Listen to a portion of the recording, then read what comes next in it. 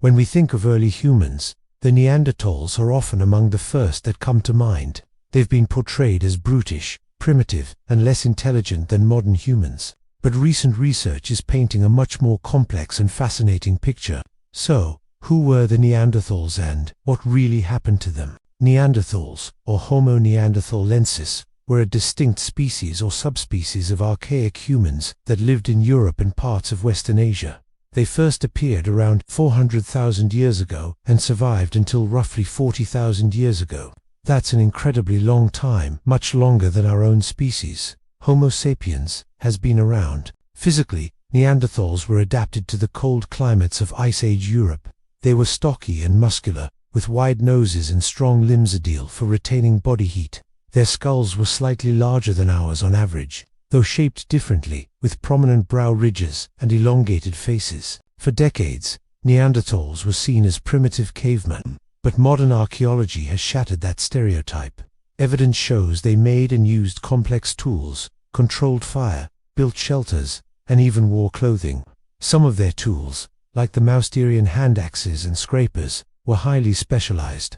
In fact, Neanderthal technology was quite sophisticated for its time. Even more intriguing is the growing evidence of Neanderthal culture.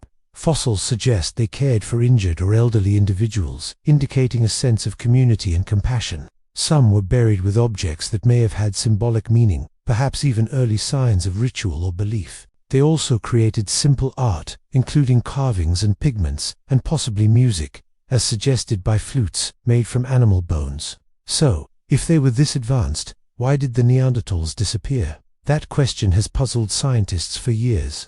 One major factor was the arrival of Homo sapiens in Europe around 45,000 years ago. For a time, both species coexisted and even interbred.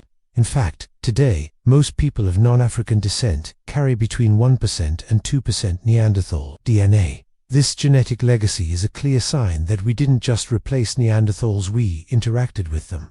But eventually, Neanderthals vanished. The reasons are still debated. Some theories suggest that competition with modern humans for resources played a role.